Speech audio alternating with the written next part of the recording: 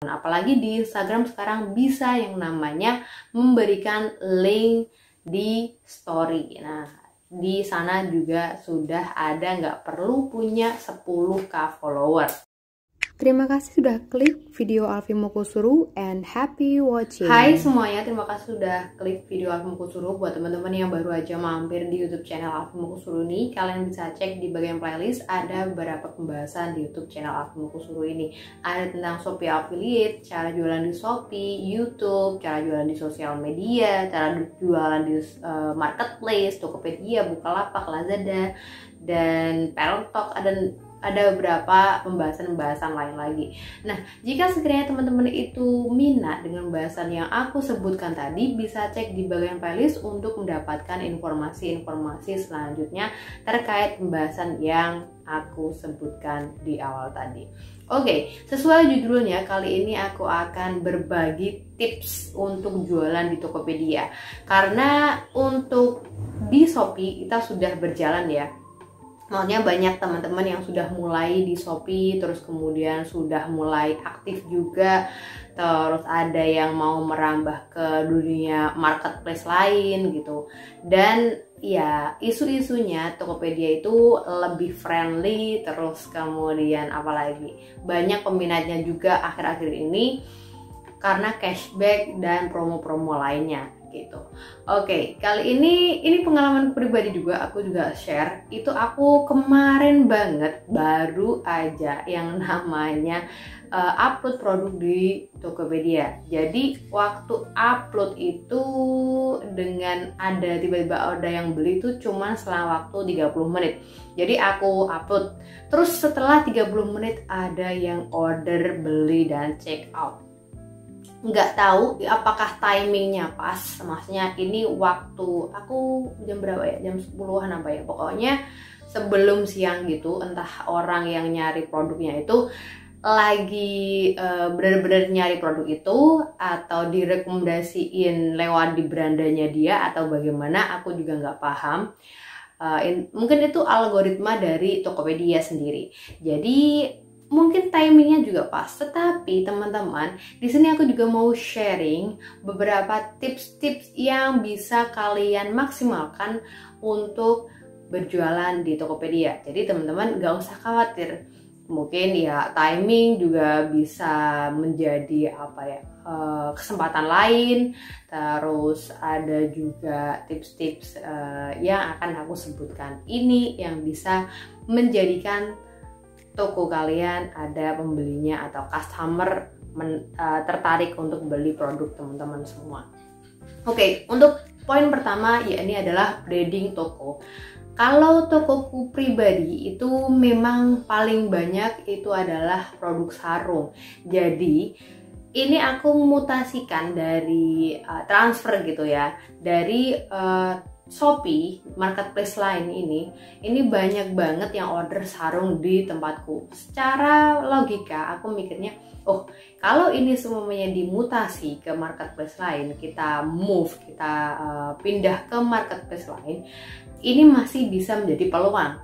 Karena setiap kali aku order motif baru itu selalu ada yang repeat order terus-terusan, jadi nggak ada masalah untuk stok opnam. Maksudnya stok opnam itu pasti ya bakal moving terus, bakal bergerak terus. Jadi ini ada kesempatan untuk laku di marketplace lain. Karena aku cek juga di marketplace ini yang Tokopedia itu banyak juga yang jualan produk ini dan harganya kalau punya aku itu bisa kompetitif gitu. Aku lihat di Tokopedia masih ada yang jual harga standar retail gitu. Kalau aku bisa aku diskon. Nah, ini yang menjadi wah, ini peluang nih di Tokopedia gitu. Aku mikirnya gitu. Terus yang kedua adalah penulisan nama produk. Untuk penulisan nama produk itu pastikan jangan cuma memberikan nama produknya sesuai katalog yang ada. Contoh ya, nama produknya adalah kerudung motif bunga gitu. Itu jangan seperti itu. Kalau itu kerudungnya segi 4, berikan variasi kerudung segi 4 motif bunga. terus kerudung segi 4 motif bunga kecil, kerudung motif bunga, pokoknya dimaksimalkan. Jangan cuma ditulis kerudung motif bunga, karena nanti ada juga orang yang punya pikiran untuk mencari bahwa itu kerudung motif bunga itu kerudung instan atau kerudung segi 4. Untuk yang ketiga ya, ini foto produk yang menarik. Untuk foto produk yang menarik ini tergantung teman-teman masing-masing. Ada yang jualan itu by katalog oleh supplier, atau kalian mau memfoto sendiri. Tapi pastikan fotonya itu benar-benar menarik dan menggugah hati customer untuk membeli produk ini. Dan jangan lupa juga jangan pernah tipu-tipu melalui foto produk ya.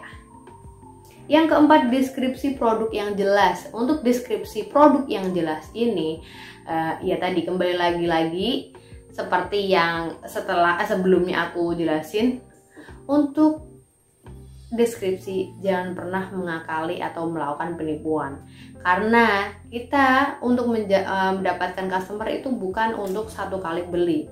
Kalau bisa dia itu repeat order atau langganan di toko kita. Jadi pastikan deskripsinya jelas pun juga memudahkan kita untuk bertransaksi. Gak perlu tanya-tanya lagi, gak perlu tanya spesifikasi, terus ini modelnya apa, ukurannya berapa, karena di deskripsi sudah ada. Yang kelima, harga yang kompetitif. Kembali lagi harga yang kompetitif tadi. Kalau aku melihat peluangnya, aku bisa kompetitif di sana. Nah, untuk harga kompetitif sendiri juga aku pernah share ke teman-teman semua. Jangan terpacu dengan memberikan harga yang pas gitu. Contoh harganya itu 105.500 atau 104.800. Pokoknya berikan harga-harga yang belakangnya itu ada nilai uniknya. Jangan dijual 105 terus 106 gitu. Itu beda, mindset customer-nya beda, bahwa harganya murah 500 ya, harganya wah ini masih dapat kembalian ya gitu. Yang keenam, susun etalase rapi. Untuk susun etalase, teman-teman tahu bahwa di Tokopedia ada yang namanya etalase, di sana bisa diatur. Yang ketujuh, memaksimalkan fitur. Nah, fitur-fitur ini ada yang namanya voucher, cashback, dan ada bebas ongkir juga di Tokopedia. Teman-teman bisa akses di aplikasi Tokopedia Seller. Untuk yang kedelapan ya ini promosi. Untuk promosi sendiri, contoh kayak di sosial media, teman-teman pasti punya ya sosial media. Ada yang ada di Instagram, Facebook, atau yang lainnya. Itu bisa sertakan link ketika mengupload produknya di sosial media, teman-teman. Apalagi di Instagram sekarang bisa yang namanya memberikan link di story. Nah, di sana juga sudah ada, nggak perlu punya 10k follower. Untuk yang 9 yakni gabung kampanye Tokopedia. Contoh ya, katakanlah untuk tahun baru ini ada yang namanya diskon atau promo awal tahun, terus kemudian New Year sale atau apa gitu. Nah, teman-teman ikuti aja promo-promo tersebut. Jika sekiranya teman-teman nggak rugi, maksudnya ya nggak ada biaya admin selanjutnya atau gimana, ikut aja. Siapa tahu beruntung bisa dapat traffic dari kampanye tersebut. Daftar Power Merchant yang dapat bebas ongkir itu. Nah, untuk bebas ongkir sendiri biaya adminnya itu adalah 1%, beda di marketplace sebelah. Kalau marketplace sebelah itu 1,6 atau ya dihitung sendirilah 1,6, hampir 2%. Nah, dan itu dihitung ketika teman-teman produknya itu laku atau terjual. Jadi kalau nggak terjual ya nggak ada biaya admin gitu. Terus untuk selanjutnya ya ini pakai aplikasi Tokopedia Seller, karena di sana ada beberapa fitur yang bisa diakses oleh seller. Contoh ada cara penjualan hari ini, contoh ya. Yang penting hari ini itu ada namanya penting hari ini, di sana ada fitur penting hari ini. Terus ada akses fitur seller yang seperti promo-promo, bikin cashback, voucher toko, terus kemudian flash sale. Nah, di sana bisa diakses. Itu memudahkan teman-teman seller untuk mendapatkan traffic, terus melakukan peningkatan penjualan dengan promo-promo yang ada di Tokopedia Seller.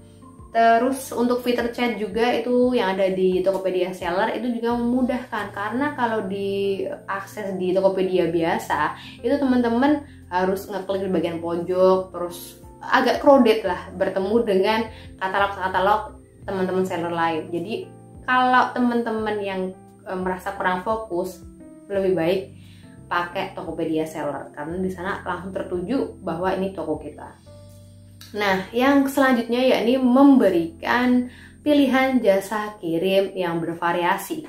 Pastinya karena ya satu, customer ada yang pilih-pilih tentang jasa kirim ini karena merasa bahwa jasa kirim A itu ternyata orang yang nggak ramah, jadi nggak mau dengan ini, dengan kurir ini. Terus kemudian biaya ongkirnya juga, walaupun sebenarnya ada yang gratis ongkir juga kan, tapi ada juga daerah yang belum ada akses ke jasa kirim tertentu gitu. Itu juga salah satu poin minusnya kalau teman-teman nggak melakukan atau menambahkan jasa kirim lain. Selanjutnya yakni inovasi produk yang teman-teman jual. Ini poin terakhir sih. Untuk inovasi sendiri itu katakanlah ini lagi tahun baru gitu, tahun baru. Nah, teman-teman launching new product, New Year product gitu. Jadi koleksi tahun baru. Seenggaknya itu tuh customer punya mindset, wah ini produk baru nih.